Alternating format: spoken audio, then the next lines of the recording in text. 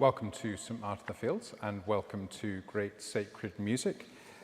Today we're focusing on music around the Feast of Epiphany. I know you've all got your Christmas trees and Christmas decorations lined up for taking down tomorrow evening. I'll be just checking on that later in the weekend, so make sure you get the timings right, the 12th night.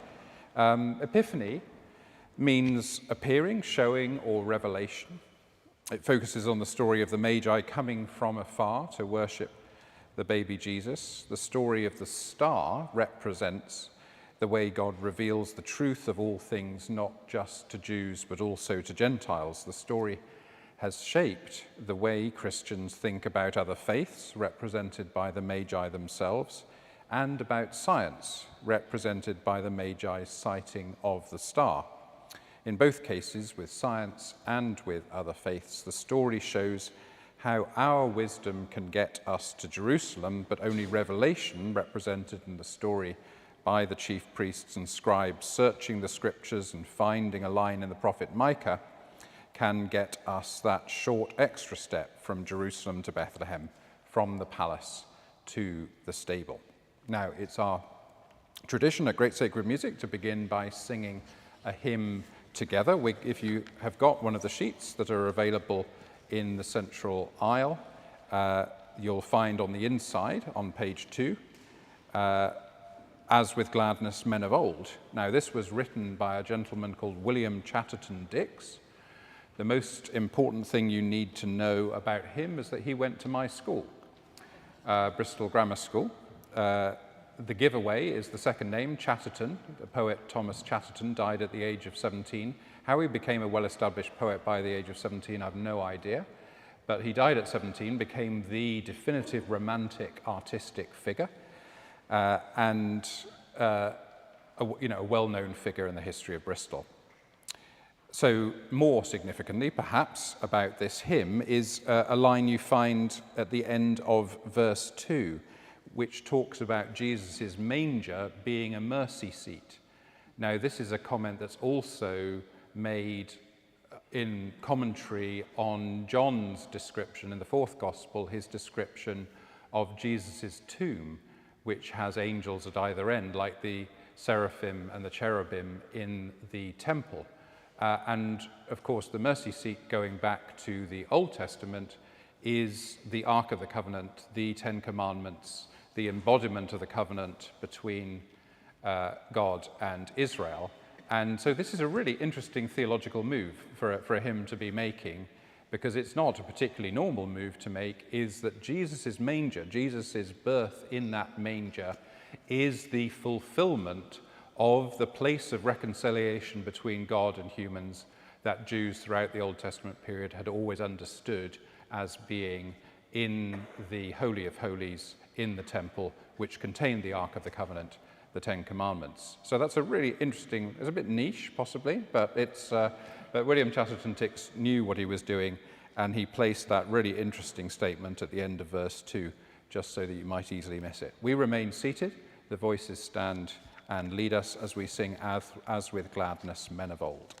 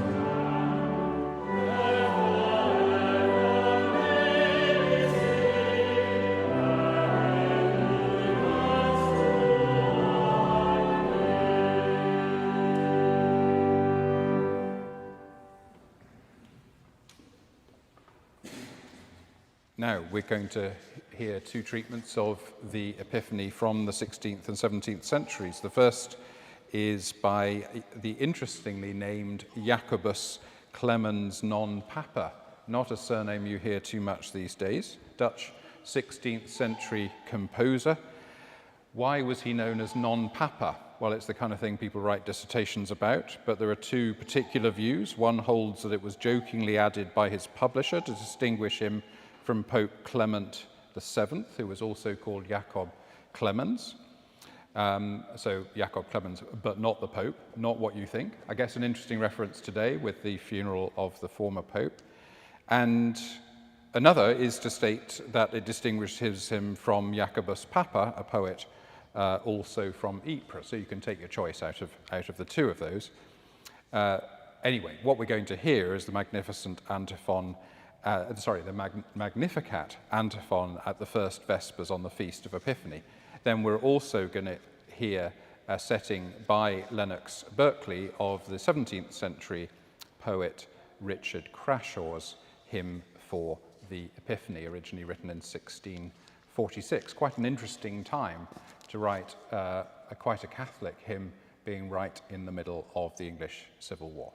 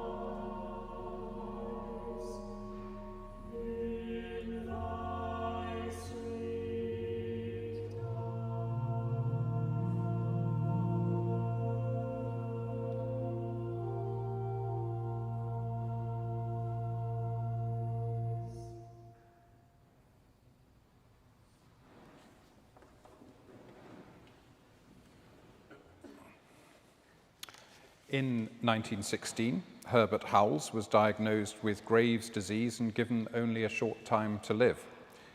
Radium injections were largely successful in providing a cure, but left the composer weak.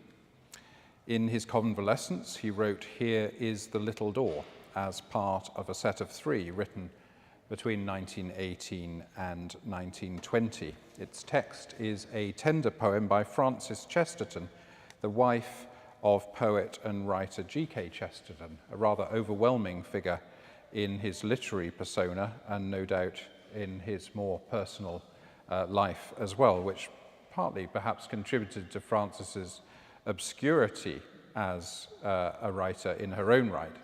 But some of her pieces do remain part of the canon, not only of poetry, but also in settings, musical settings to this day.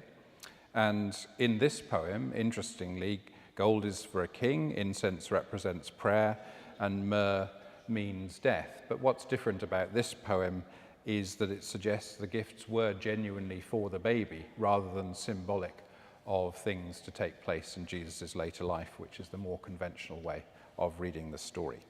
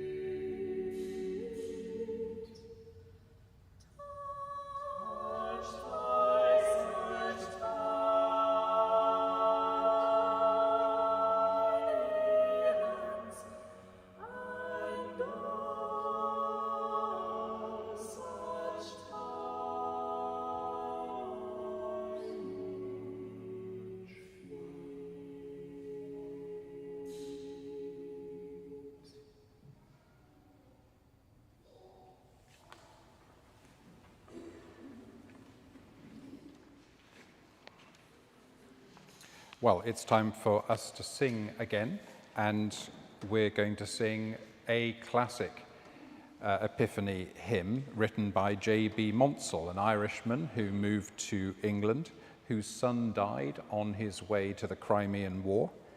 Now, J.B. Monsell was rather fond of, and this sounds a little bit like a cautionary tale, but he was rather fond of restoring churches. But sadly, he met his end restoring the Church of St. Nicholas in Guildford. If you know Guildford, you come out of the station, you go across the huge circular well, all roundabouts are circular, aren't they? But across the one-way system, and then really just about 400 yards from the station is St. Nicholas, Guildford. And if you look on the side of the church, there's a little plaque to J.B. Monsell, their vicar in the 1850s, who died after a fall from the church roof. It does sound rather like Hilaire Belloc's cautionary tales. He wrote a number of hymns, Fight the Good Fight, being amongst the least distinguished of them. But this was his classic, based on Psalm 96. It's a whole theology of worship, all straight out of the Old Testament, and yet set in the context of Epiphany. Beautifully done, and perhaps with its most wonderful line, trust for our trembling and hope for our fear. His way of summing up both worship and the significance of the Epiphany. We remain seated, the voices stand and lead us as we sing, O worship the Lord in the beauty of holiness.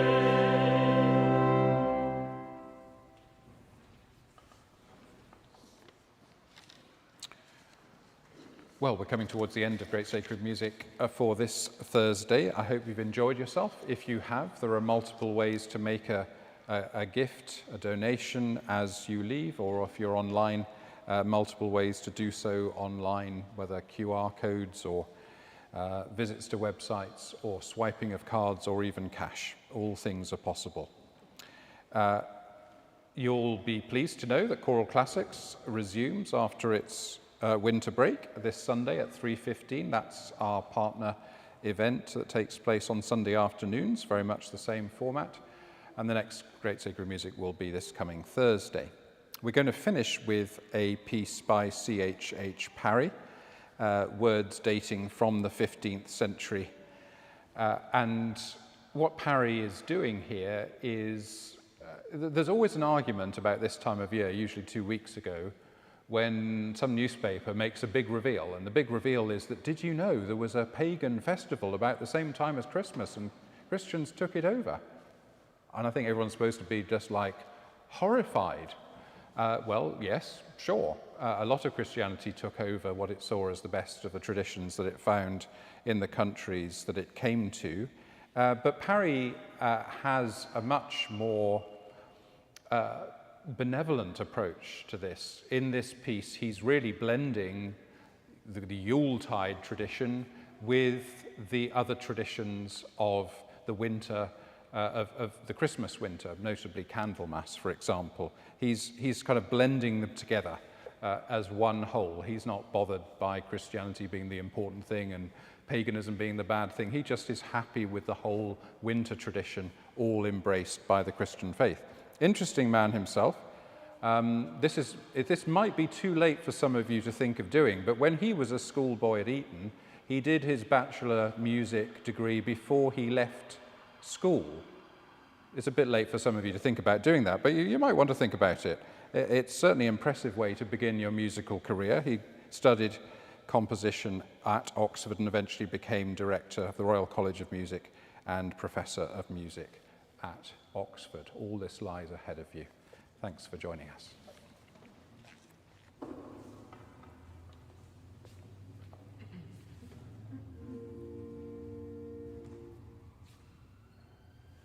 Welcome, be thou heavenly King. Welcome, born this morning. Welcome, for whom we shall sing. Welcome, welcome you.